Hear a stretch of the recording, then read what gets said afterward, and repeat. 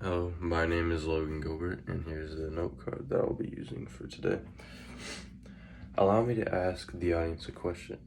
How much do you value modern medicine and its developments? I can't speak for everyone, but I feel as if modern medicine is something we take for granted. A big contributor to the great advancements in modern medicine is animal research, which is stated by EMBO reports as research that is a vital role in many scientific and medical advances in the past century and continues to aid our understanding of various diseases. Animal research is essential for medicine's key developments. The main problem with animal research is the question of, is this ethical? Are they treating animals with care? And the answer is yes.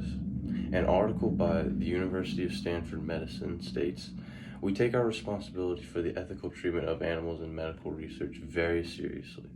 We emphasize that the humane care of laboratory animals is essential, both ethically and scientifically.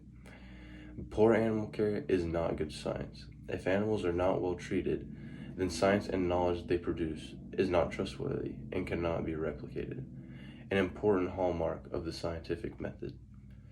It is easy to assume from an outsider's perspective to say that animals are treated terribly their whole lives, but in reality it's the opposite. Most of the scientists conducting these tests are strong supporters of animal welfare themselves, and they view their work as a privilege to work with these animals every day. Furthermore, according to Andy Coughlin in a 2002 article, animals such as rats and mice share 98% of their DNA with humans, so testing a mouse is more productive than a human. For example, scientists can study the animal models throughout their whole lifespan and across several generations. This can lead to especially important research to see if particular drugs or vaccines have lasting effects within the biological system. It is near the end of 2020, and coronavirus has almost been around for a year now. This virus has shut down multiple countries, making everyone wear masks everywhere they go, having the infected quarantine for 2 weeks at a time.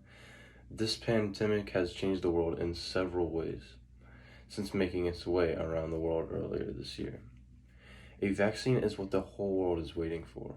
Laboratories in countries worldwide are racing to produce a working vaccine, and a main contributor to this work of the vaccine is animal research. According to Jennifer Misher in a 2020 article, more than 150 COVID-19 vaccines are being tested around the world, and thousands of mice, monkeys, and other species are being used in research experiments for COVID-19. And according to the FDA, animals are required for COVID-19 vaccine tests. Though we still don't have a vaccine, one should be ready for mass production soon, thanks to these animals giving their lives for research. This is not the first time that animals were experimented on to produce a vaccine. Back in the early to mid 1900s, polio was reported in 13,000 to 20,000 people each year. This disease affects the spinal cord and can result in paralysis and could be potentially fatal. This was until a vaccine was produced. According to an article by Animal Research, it took about 40 years of research using mice and monkeys to lead to the introduction of the Salk and Sabin polio vaccines in the 1950s. And it was thanks to the 9,000 monkeys and 133 human volunteers used in studies to create vaccine for the multiple strands of polio. Now polio is almost an unknown disease with less than 1,000 cases a year. Allow me to ask the question again. How much do you value modern medicine? Except for coronavirus, cancer, and other terrible diseases, there are solutions to pretty much any sickness you have. And this is thanks to the developing medical field, which at times has to test animals in order to produce an acceptable vaccine or solution to a specific sickness. Many people say animal testing is evil and cruel to the animals in which are being experimented on.